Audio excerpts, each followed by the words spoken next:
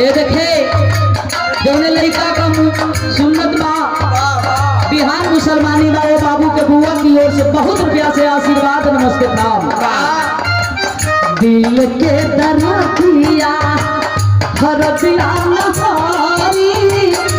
दिल के दरदिया हरदिया नहारी कारी मोहब्बत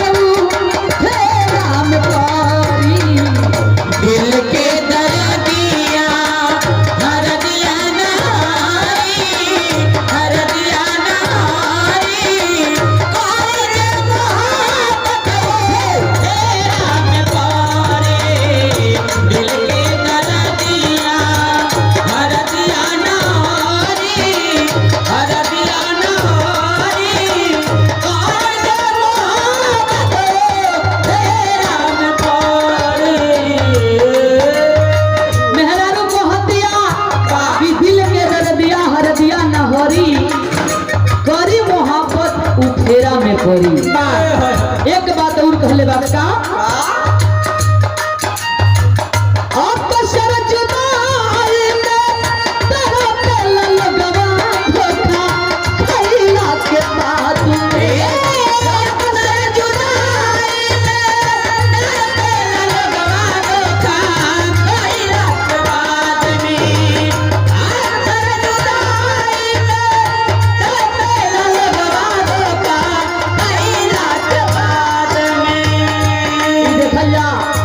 सिस्टर जी की ओर से बहुत रुपया देके आप सम्मान के लिए चलो में नमस्ते प्रणाम।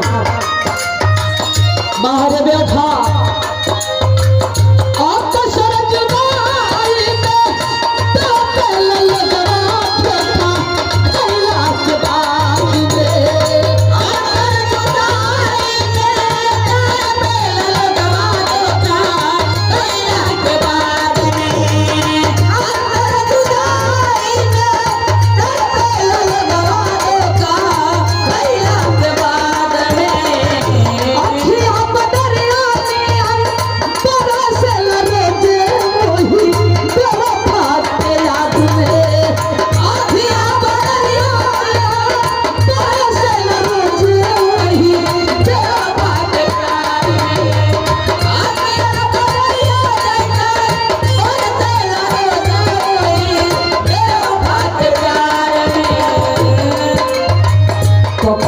से लागल रही लोरवा कल्लारी जाए देवखा पकनी से लागल रहे लोरवा कल्लारी कारी मोहब्बत फेरा में कारी पकनी से लागल रहे लोरवा कल्लारी कारी मोहब्बत फेरा में दिल के दरदिया हरदिया नहारी हरदिया नहारी कारी मोहब्बत फेरा में कारी फेरा में कारी। लेकिन एहू दिया के गवैया थोड़ा सा मास्टर जी अपने आवाज में बोलन का दिल जे बनावल पगलन होई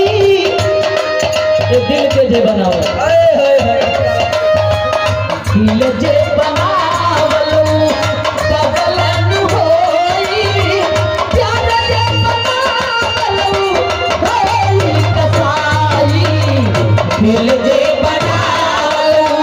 पगलन होई पगलन होई प्यार जे बनावल होई कसाई दिल जे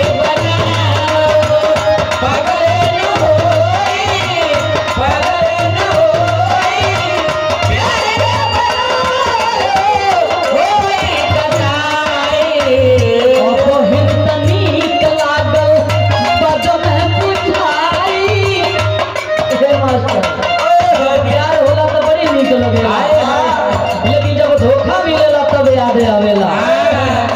पहिले